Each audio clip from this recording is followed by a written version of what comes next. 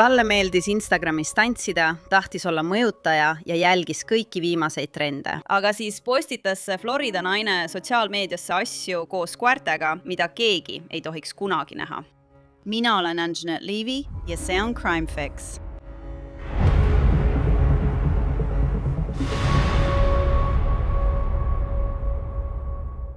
Enne kui me selle tõeliselt häiriva juhtumi juurde läheme, tahan ma teile rääkida ühest rakendusest, mida ma olen kasutanud ja mis mulle väga meeldib. See kannab nime Upside ja see annab sulle raha tagasi asjade eest, mida sa kogu aeg ostad, nagu kütus, toidukaubad ja kaasavõetav toit. Siin on, mida sa tegema pead. Laadid Upside'i tasuta alla. Aktiveerid pakkumise ühes nende enam kui 100 000 müügikohas ja maksad nagu tavaliselt oma kaardiga. Seejärel kinnitad ostu ja saad raha tagasi. Sa näed seda kohe. Näiteks, kui mul on vaja kütust või tahan ühel õhtul toitu kaasa osta, otsin ma kõigepealt Upside'i pakkumisi. Pärast seda, kui olen raha kulutanud, ilmub minu rakendusse raha, mille saan otse oma pangakontole kanda. Upside'i sagedased kasutajad teenivad aastas keskmiselt $254 tagasi. Seda ei ületa miski. Et hakata raha tagasi saama, klõpsa kirjanduses olevale lingile või skaneeri oma ekraanil olevat QR-koodi ning kasuta sooduskoodi CrimeFix, et saada oma esimese paagitäie kütuse iga galloni eest lisaks 25 senti tagasi. Logan Kaminski veetis palju aega Instagramis. Ta tantsis ja jagas isegi oma koertest fotosid ja videoid. See on Princeton. Logan Kaminskile meeldis ka Instagramis bikiinides poseerida. Selles pole midagi halba, see on seaduslik. Aga olid asjad, mida Logan Kaminski tegi oma koertega Instagramis, mis olid äärmiselt jälgid ja täiesti ebaseaduslikud. Ja nüüd läheb ta pikaks ajaks vanglasse. Ma rääkisin teile Logan Kaminskist esimest korda 2025 aasta märtsis. Kaminski juhtum viib meid Marioni maakonda Floridas, Orlandost põhja poole ja Gainesville'ist lõuna poole. 2025 aasta jaanuaris ütlesid sealsed šerifi asetäitjad, et nad said vihje, et Kaminski postitab Instagrami videoid oma koertest. Ja nende videote põhjal ütlesid asetäitjad, et Kaminski sundis üht koera tegema seksuaalseid asju. Detektiivid ütlesid, et üks video kestis 32 sekundit ja oli väga murettekitav. Koer oli pruun-valge chihuahua, kuid videos olnud naise nägu polnud näha. Siiski märgiti juhtumi aruandes, et videos on näha võimalikku nabaaugustust valgel naisel ning mitmel fotol süüdistatava Instagrami lehel on näha teda nabaaugustusega. Muidugi vaatasid detektiivid ka teisi videoid Instagrami kontol, et näha, kas tegu on Logan Kaminskiga. Detektiivid ütlevad, et nad leidsid teisi videoid, kus Kaminski on koos koertega ning mõned neist, tsiteerin, kujutavad teda väikese pruuni koeraga, võimalik et chihuahuaga, mis on identne videos nähtuga. See koer on väike ja helepruun, suurte pruunide kõrvadega, valge triibuga, mis jookseb üle pea keskelt, valge kõhu ning valge karvaga, mis ulatub poolelt üles koera jalgadel. Ma kinnitan, et videos oleval koeral on kõik need samad tunnused. Leidsin ka foto, mis postitati 5. aprillil 2024 ja millel on kujutatud süüdistatavat koos sama koeraga, kellel on kaelas sama tumedat värvi kaelarihm nagu videos. Nüüd uurimise käigus helistasid detektiivid inimesele, kes neile video saatis. Detektiiv kirjutas vahistamisaruandes. Võtsin telefoni teel ühendust inimesega, kes selle vihje esitas ja soovis jääda anonüümseks. Nad ütlesid, et 27. jaanuaril 2025 nägid nad nimetatud videot, mis oli postitatud süüdistatava avalikule Instagrami lehele, AlexCamX. Nad teavitasid, et postitus on juba kustutatud, kuid neil õnnestus video enne kustutamist salvestada. Ja just selle nad esitasidki anonüümse vihjena. Nad teatasid, et jälgisid süüdistatava Instagrami lehte ning nägid fotosid, kus süüdistataval olid samad küüned ja sama koer nagu videos. Nad kirjeldasid, et 27. jaanuaril 2025 nägid nad postitust, kus kostja endine poissõber tegi ekraanipildi mainitud videost oma Instagramis, märgistas kostja selles ja nimetas teda vastikuks. See postitus on samuti kustutatud, kuid neil õnnestus postitusest ekraanipilt teha ja nad lisasid selle vihjesse. 2025 aasta märtsis läksid uurijad rääkima Logan Kaminskiga. Üks detektiiv kirjutas, 21.03.2025 viisid detektiiv Aala Rock ja mina läbi ülekuulamise süüdistatava Logan Kaminskiga. Süüdistatav tunnistas, et ta on sisulooja, mida ta kirjeldas kui Fansly platvormi kasutamist enda alasti fotode ja videote müümiseks, mis kujutavad erinevaid seksuaalakte internetikasutajatele. Süüdistatav tunnistas, et ta tegi video, kus ta sooritab seksuaalakti oma koeraga, Princetoniga, keda ta kirjeldas kui pruuni ja valget chihuahuat. Ta teatas, et see toimus Snapchati kasutaja Sire palvel, kes palus tal video teha ja talle saata. Süüdistatav sai selle seksuaalakti sooritamise ja selle salvestamise eest Sireilt tasuks $500. Süüdistatav teatas, et ta tegi ka teise video, mis sisaldas seksuaalakte teise koeraga, Rosie'ga, keda ta kirjeldas kui kollast labradori. Süüdistatav teatas, et videod asuvad endiselt tema mobiilseadmes, mida ta kirjeldas kui Apple iPhone 15 Pro Max.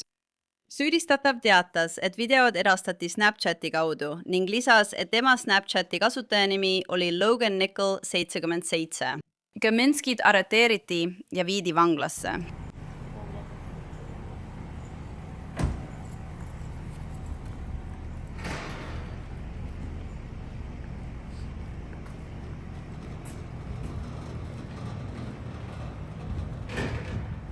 Logan Kaminski paigutati Marioni maakonna vanglasse süüdistatuna loomade seksuaalse tegevuse või selle kujutiste või videote filmimises või omamises ning ebaseaduslikus seksuaalses kontaktis või tegevuses loomaga. Ta ei tunnistanud end nende süüdistuste osas süüdi ja vabastati kautsjoni vastu. Nüüd ma tean, et sa mõtled, mis juhtus koertega. Kas nad lasid tal koerad alles jätta? Ma jõuan selleni kohe. Kaminskil oli tegelikult 3 koera.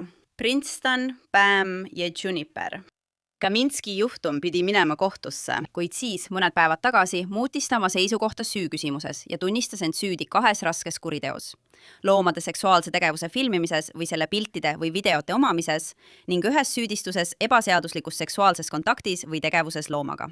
Kohtunik mõistis Logan Kaminski kuni 36 kuuks vanglasse. See on 3 aastat. Ta viidi tagasi Marion County vanglasse. Kui Logan Kaminskit esmakordselt süüdistati, nõustus ta andma oma koerad, Princeton, Bam ja Juniper, oma emale. Kaminski ütles, et ta ei hoolitse enam koerte eest ega puutu koertega kokku. Kohus nõustus sellega. Ja loomulikult nõustusid ka prokurörid. Seega tahaksin kaasata doktor Daniel Böberi.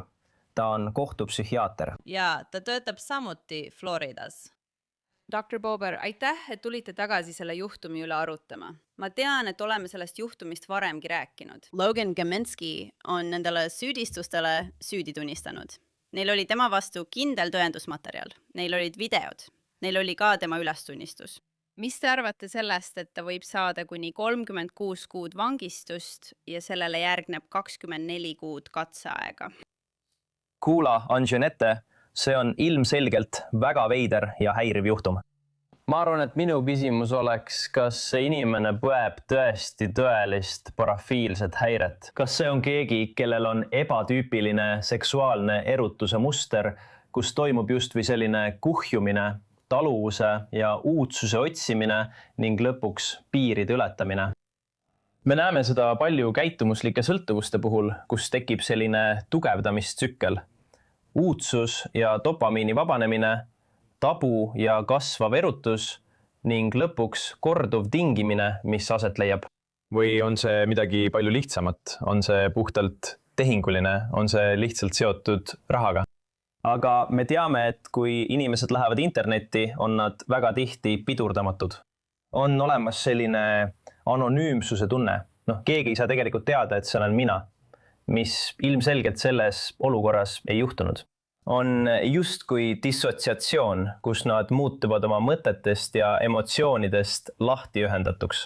Ja võib-olla nad teevad asju, mida nad ei teeks inimeste ees, sest veebikogukonnas on publik sisuliselt nähtamatu, eks. Me ei tea kunagi, kui palju inimesi mingil hetkel vaatab.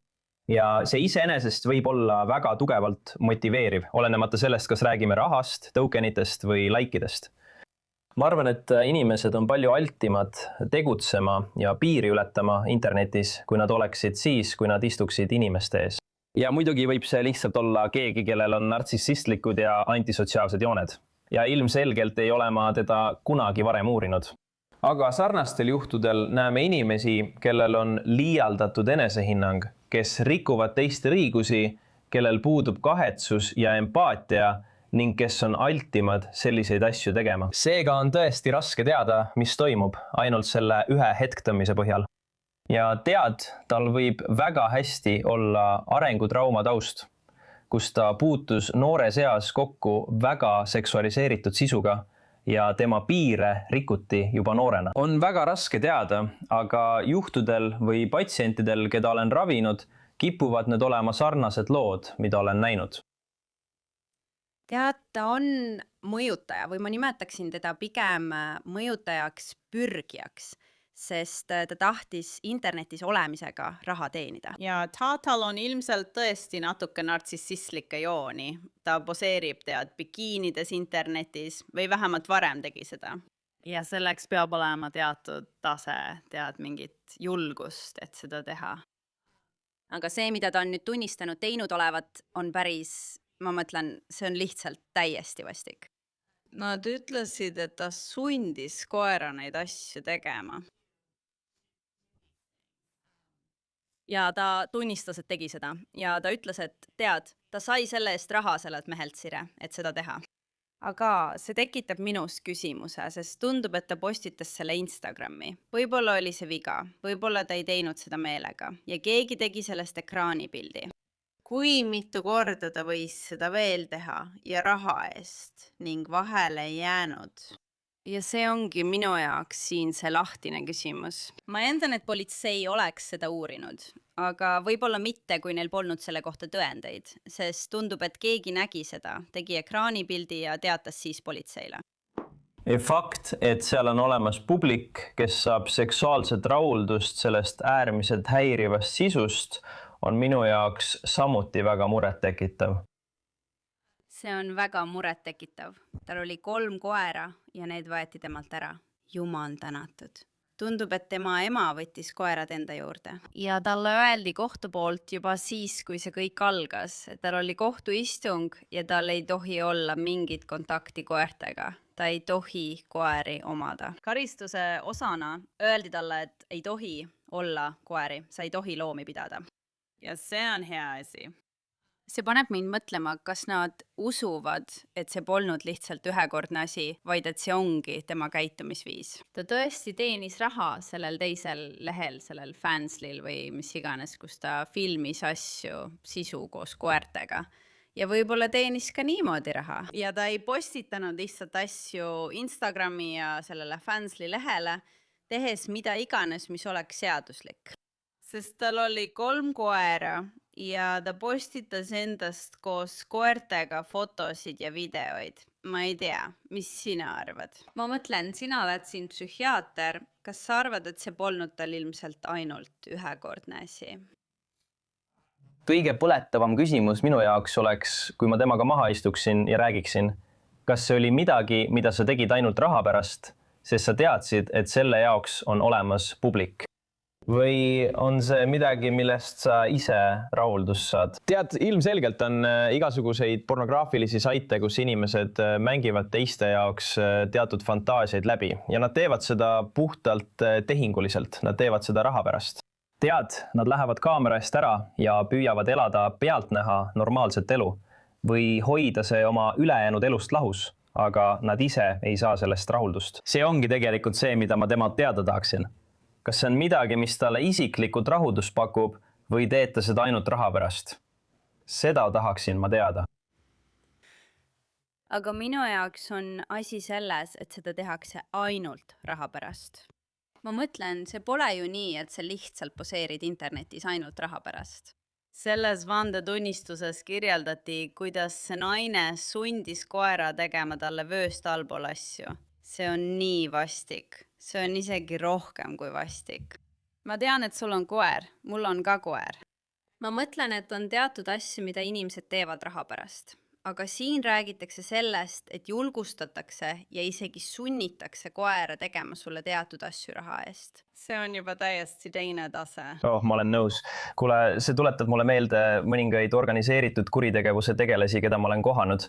Nad võivad tappa terveid perekondi, aga siis lähevad koju, söövad oma perega ja käituvad nagu poleks midagi juhtunud. Nii et seal on teatav sisemine vastuolu. Siin on teatud kognitiivne dissonants, kui nii võib öelda, inimese puhul, kes suudab seda teha ja ütleb, et see on ainult raha pärast. Aga on inimesi, kes suudavad sellist käitumist lahterdada ja siis oma eluga edasi minna. Tead, milliseid patoloogilisi kaitsemehhanisme nad ka ei kasutaks, et selliseid asju üldse ära teha.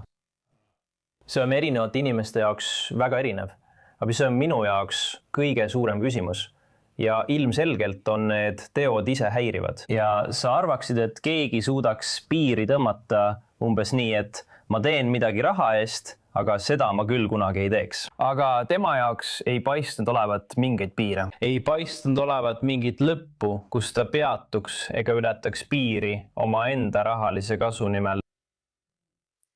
Nii et ta saab kuni 36 kuud vangistust. Ja kohtuotsuses on kirjas, et tegemist on osariigi vanglaga. Nii et ta lähebki, ma mõtlen, ta läheb vanglasse. See pole mingi nali. Ta ei lähe maakonna arestimajja. Ja tema vanglafotol näeb ta üsna jahmunud välja. Nagu ma ei suuda uskuda, et see minuga juhtub. Aga see juhtub kindlasti. Ja pärast seda on tal veel 24 kuud katseaega. Ka katseaeg ei ole naljasi. Sa pead regulaarselt kohtuma oma järelevalveametnikuga. Sa pead pahandustest eemane hoidma ja sa ei tohi tagasi minna selle juurde, mida sa enne tegid. See tähendab 5 aastat, 3 aastat kinnipidamist, kui ta teeb kõik 36 kuud ära ja siis 2 aastat katseaega, mil ta peab end järelevalveametnikule näitama. Lisaks jääb ta kogu eluks raskes kuriteos süüdi mõistetuks. Nii et kuidas ilmselgelt te pole teda uurinud, aga kui edukas ta saab olema, sest see on keegi, kes ilmselgelt tahtis olla mõjutaja, oli kogu aeg Instagramis ja selles Fanslis, püüdes sellega raha teenida. Tundub, et ta ei teeninud sellega raha, sest ta oli rahaliselt raskustes ja sai endale riigi poolt määratud kaitsja. Nii et tal ei saanud olla eriti raha, ega ta ei teeninudki selle kõige tegemisega eriti midagi. Kas tal on võimalik sellest olukorrast edukalt välja tulla, katseaja lõpule viia ja kõik see? Ma mõtlen, võib-olla ta ei tee seda, aga ta peab leidma endale töö. See on tavaliselt katseaja osa. Jah, tead, ma arvan, et tal saab olema raske aeg. Ma mõtlesin sellele, kuidas tal vanglas hakkab minema. Samamoodi nagu lapseaistajatel, kui teised vangid saavad nende kuritegudest teada. Kuidas teised vangid tema peale reageerivad? Ja siis tead, võib-olla ta tegeles sellega, sest tal polnudki eriti muid võimalusi. Mis iganes põhjusel. Näiteks õpiraskused, hariduse puudumine või mis iganes. See oli viis, kuidas ta oma sissetuleku teenis.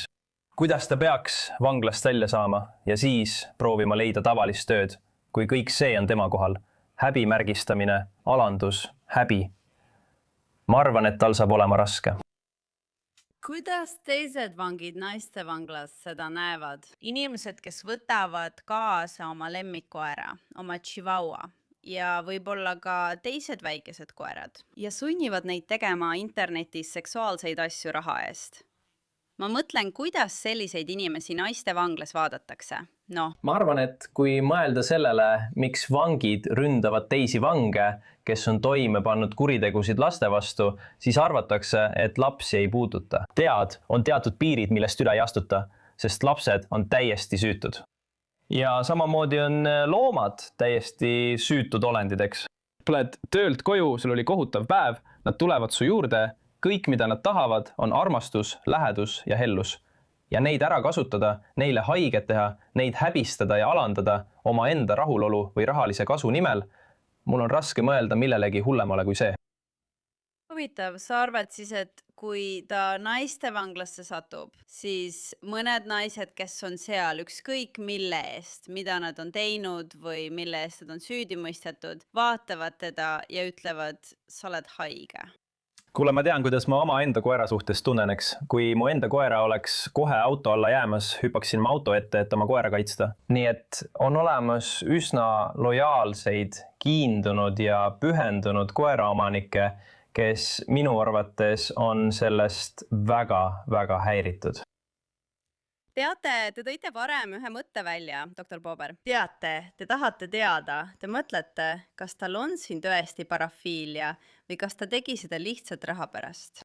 Aga tegelikult, kui sa oled valmis seda lihtsalt raha pärast tegema, seda, mida vandele antud ütluses kirjeldatakse, ja ma pole isegi sellesse süvenenud. Ma lihtsalt kirjeldasin seda kui koera sundimist tegema midagi vööst allpool, sest nii oli see vandele antud ütluses kirjas. Ma ei ole läinud selle õõvastavate detailide juurde ega lähe ka. Aga kui sa teed seda lihtsalt raha pärast, jumal küll, see on... Mul on raske uskuda, et sinuga pole midagi valesti. Isegi kui sul pole siin nii-öelda parafiiliat, sest see on lihtsalt jälk, See läheb kokku sellega, mida ma ütlesin antisotsiaalsete joonte kohta, eks. Ei tunne empaatiat, ei tunne kahetsust, oled valmis valetama, petma, varastama, manipuleerima, tegema kõike, mida vaja, et edasi jõuda, et raha teenida. See puudutab neid antisotsiaalseid jooni, mis võivad siin mängus olla kellegi puhul, kes sellist asja teeb ja on selleks võimeline. Mõtle vaid, kui palju lihtsam oleks tal olnud, kui ta oleks lihtsalt proovinud ausalt elatist teenida. Mitte, et Instagramis tegutsemine poleks aus elatusallikas, aga kui sa ei teeni sellega piisavalt, et ära elada, siis võib-olla peaksid leidma mõne teise töö. Sest ma arvan, et see on ilmselt üsna raske viis elatist teenida. Absolutely. See on rõve. No ma arvan, et sul on õigus. Tal võib vanglas raske olla, aga võib-olla õpib ta oma õppetunni, saab välja ja leiab töö, kus ta saab raha teenida ilma koeri väärkohtlemata. Mis iganes ta ka ei teeks, vajab ta kindlasti teraapiat ja vaimse tervise nõustamist. Et proovida natuke sügavamale kaevuda, mis siin toimub ja teada saada, mis motiveerib teda niimoodi käituma. Ja rohkem tema taustast ja ajaloost, mis võisid selleni viia. Kahtlemata. Doktor Daniel Böber, nagu alati, aitäh teie aja ja asjatundlikkuse eest. Hindan seda. Aitäh. And Jeanette. Nagu ma varem mainisin, Logan Kaminski veedab vanglas 36 kuud või vähemalt kuni 36 kuud. Ja pärast vabastamist on tal 24 kuud katseaega osa karistusest, on see, et tal ei ole lubatud omada ega pidada ühtegi looma. Ja kui ta on katseajal, ei tohi ta elada koos loomadega ega töötada üheski kohas, kus on loomi. Jumal tänatud. Ja see ongi kõik selleks korraks CrimeFixi episoodist. Mina olen Anjanette Leevi. Suur tänu, et olite minuga. Kohtume siin jälle järgmisel korral.